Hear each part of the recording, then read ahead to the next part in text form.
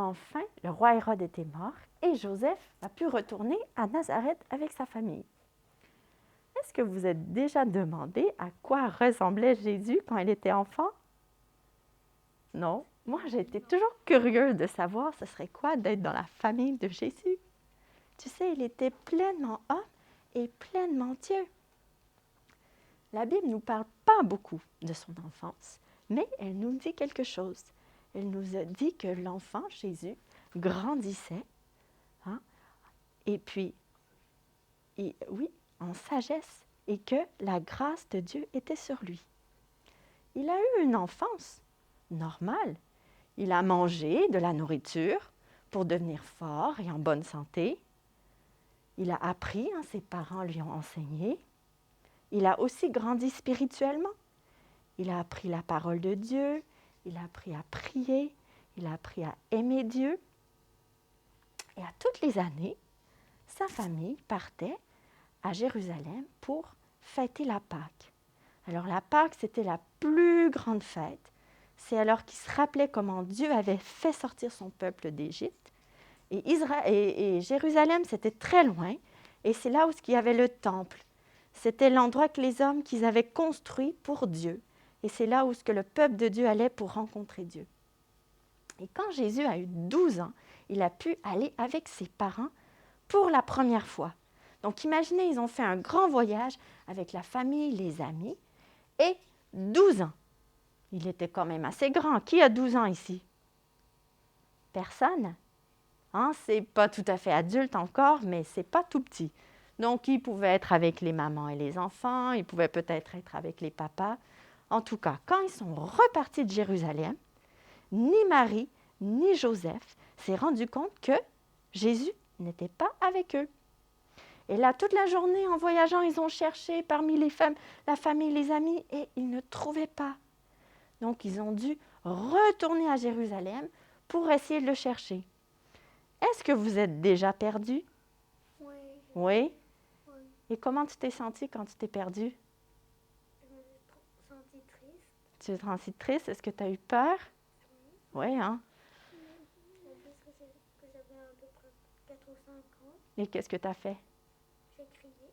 Tu as crié et qu'est-ce qui s'est passé? Maman est revenue. C'était chez Carrefour? Oui. Oui.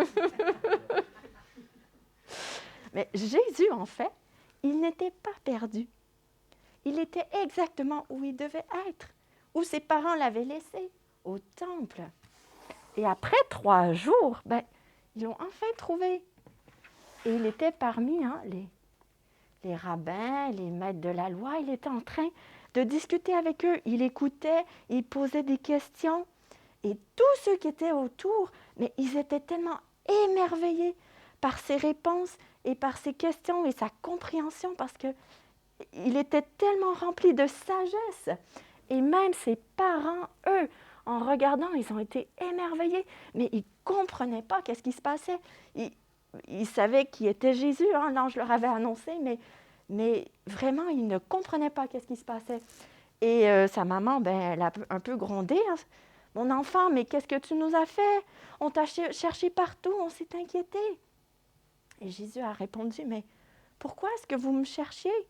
Vous ne savez pas qu'il fallait que je m'occupe des affaires de mon Père? De qui il parlait, Jésus? Oui, De Dieu. il parlait de Dieu. Alors Jésus, même à cet âge-là, il comprenait que son vrai Père, c'était Dieu. Il faisait la différence entre son Père céleste et son Père terrestre.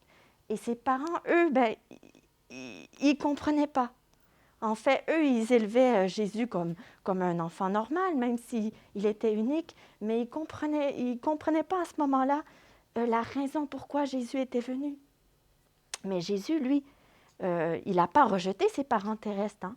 La Bible nous dit qu'il est retourné à Nazareth avec eux, et puis il leur a été soumis.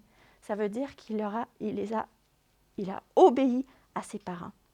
Et puis il a continué à grandir en sagesse, en grandeur et en grâce, la grâce de Dieu et avec les hommes. Ça veut dire qu'il plaisait à Dieu, il avait la faveur de Dieu et les hommes. Il a grandi physiquement il a grandi mentalement, il a grandi socialement, il a grandi spirituellement.